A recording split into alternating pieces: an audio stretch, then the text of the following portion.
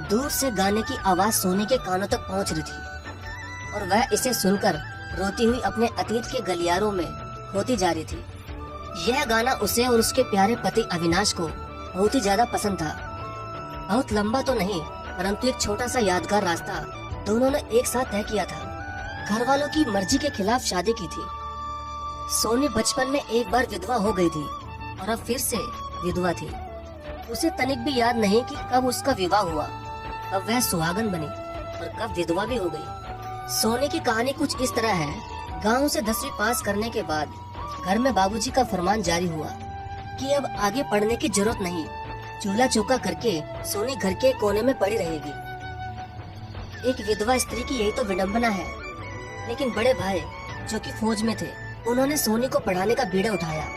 उनकी बात काटने की हिम्मत बाबूजी में भी न थी और मन मारकर उन्होंने आगे की पढ़ाई पूरी करने की इजाजत दे दी। सोनी ने मन ही मन भैया को धन्यवाद दिया और मन लगाकर पढ़ाई पूरी करने लगी। एक बार भैया छुट्टियों में घर आते हैं। भैया फौज में है और सोनी की पढ़ाई का पूरा खर्चा बाबूजी के हाथ में रख देते हैं।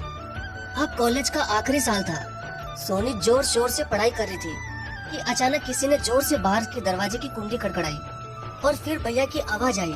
उन्होंने बोला कि सोनी जल्दी दरवाजा खोलो। तभी सोनी भागती हुई जाती है और दरवाजा खोलती है और अपने बड़े भाई से लिपट जाती है।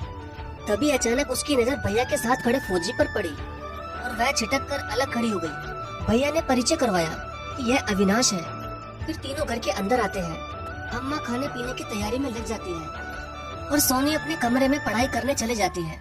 परंतु उसका मन अब पढ़ाई में तनिक भी नहीं लग रहा था और बार बार उसका ध्यान अविनाश की ओर जा रहा था। दूसरे दिन परीक्षा देकर जब वह घर लौटी तो आंखें अविनाश को ही ढूंढ रही थी।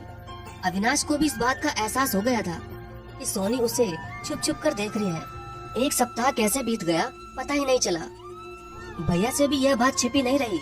दोनों एक दूसरे के प्रति बहुत ही ज्यादा आकर्षित हो रहे हैं और एक दूसरे से प्रेम भी करते हैं। फिर जब भैया ने अविनाश से इस बारे में बात की तो वे झट से मान गए, क्योंकि उनके घर में सिर्फ एक बूढ़ी माँ थी। बाबूजी कई साल पहले गुजर गए थे।